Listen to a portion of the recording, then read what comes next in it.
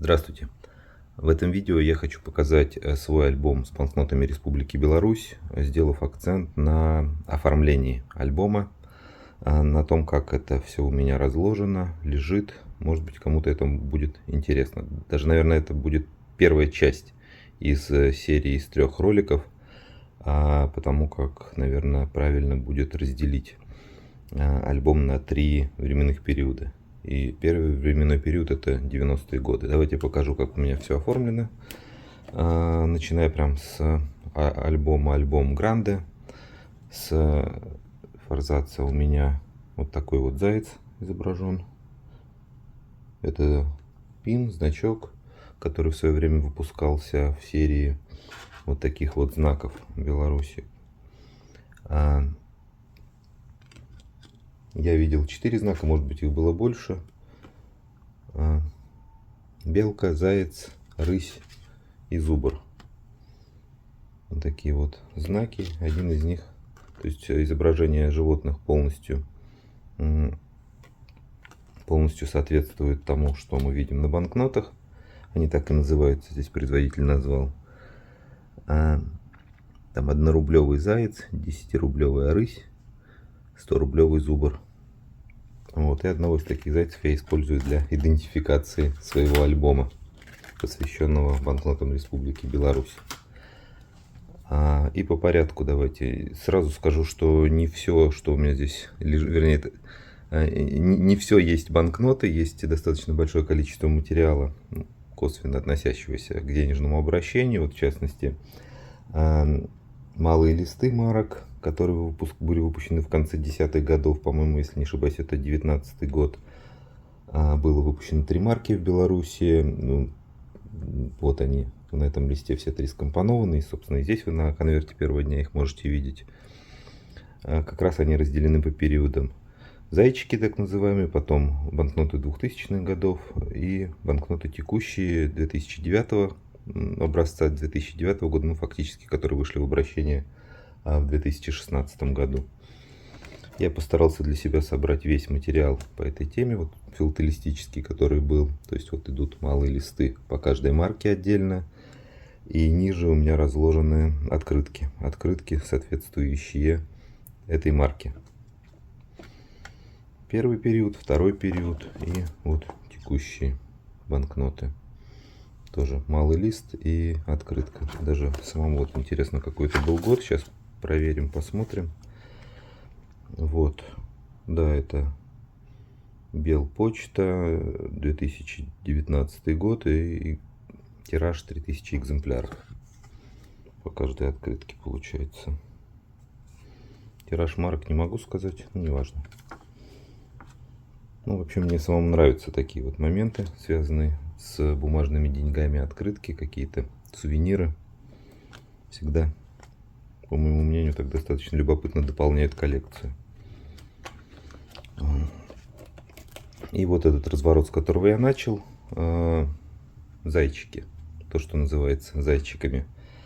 Как это у меня лежит? Здесь у меня на этом листе с правой стороны просто все номиналы. От 50 копеек до 100 рублей, все звери.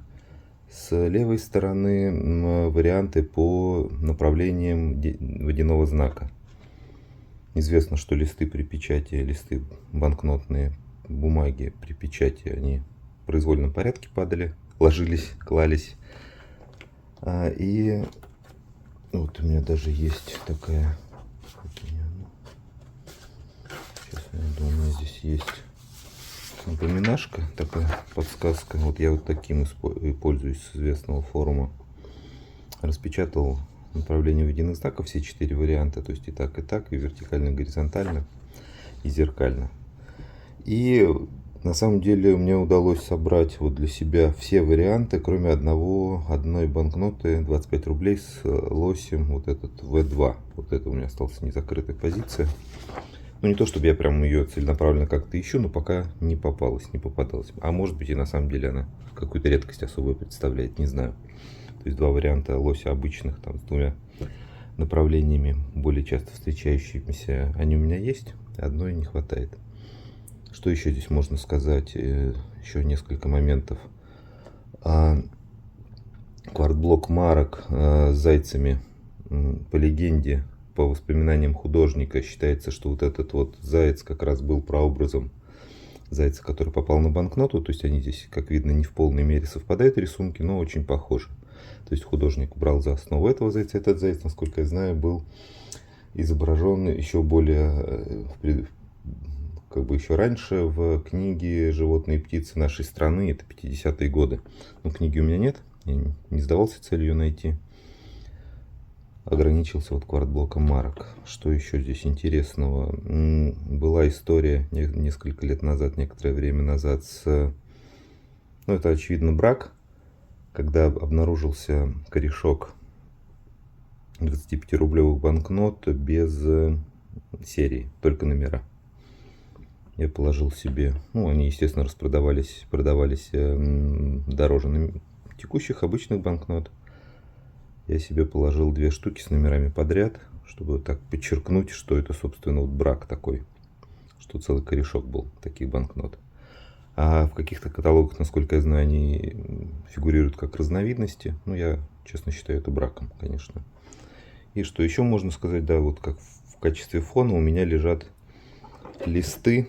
А на самом деле это листы той же самой банкнотной бумаги, которая используется для печати этих денежных знаков, но потом впоследствии, видимо, из запасов, оставшихся на госзнаке, они использовались для печати полисов компании «Ингосстрах». Вот если здесь видно заказ 2008 года, то есть до конца нулевых годов, часть бумаги, очевидно, оставалась на складе где-то там у госзнака, и потом ее использовали в качестве бумаги для страховых полисов. Ну, а я их использую для такой подложки и иллюстрации водяного знака этой серии банкнот. Ну, поехали дальше. Следующие более высокие номиналы той же серии банкнот 200-500 тысяч рублей, и я их иллюстрирую, так как у них на обороте, вот как еще предыдущий герб белорусский, погоня, иллюстрирую ранними марками Республики Беларусь. Я не помню, может быть, даже это одни из самых первых марок независимой Беларуси. Флаг и герб. Ну, 1000 рублей здесь различие 98 года по прямоугольнику, квадратику защитному. 500 рублей, насколько я помню, потом сильно подорожало. Я брал, ну, давно-давно серию А себе брал. Это 200 рублей у меня серия А. Потом, по-моему, вот именно 500 рублей сильно подорожали. Здесь на обороте ничего интересного нет. 5000 и 20 тысяч рублей. 20 тысяч отличаются по ширине башни. Тоже известная история. И 20 тысяч тоже первой серии АА у меня лежит. Следующий разворот. Здесь у нас 50 и 100 тысяч рублей. 50 тысяч рублей тоже две позиции, которые отличаются шириной водяного знака. Широкий и узкий водяной знак. Я не буду стараться там листы доставать, для того, чтобы время сильно не растягивать. Надеюсь, вот так вот видно. Есть еще варианты по направлению полос, но, честно, я устал пытаться коммуницировать с продавцами, выяснять с неохотой. Бабона недорогая, продавцы с неохотой, ну, не тратят время на то, чтобы сфотографировать, измерить ширину. При случае докуплю, конечно. Еще два варианта, то есть узкий и широкий водяной знак и разные защитные полосы. Здесь 100 тысяч рублей тоже, они отличаются защитными полосами. Три варианта, известная история. И завершающий разворот этой линейки банкнот 500 тысяч, миллион и 5 миллионов рублей. По 500 тысячам и миллиону вариантов не было. Единственное, я добавил себе для, так сказать, разнообразия такую вот марку еще советскую, посвященную живописи Белоруссии, с картиной портрет жены с цветами и фруктами. Собственно, вот этот элемент натюрморта, ну, это портрет, понятно, но вот как натюрморт использован был на 1 000 000 рублей. Вот это вот ваза и фрукты. Думал, на самом деле будет более красиво, но тем не менее тоже достаточно неплохо выглядит. И здесь на странице с 5 миллионами у меня, конечно, такая попытка неудачная. Я потом не стал продолжать это. Хотел делать распечатку из каталога там, или откуда там собирать информацию, по вариантам расписывать, что собственно лежит. Ну, не понравилось, решил не делать, но на 5 миллионах оставил. Известно, что было два варианта по направлению защитной полосы: снизу вверх, сверху вниз. Оба варианта у меня есть.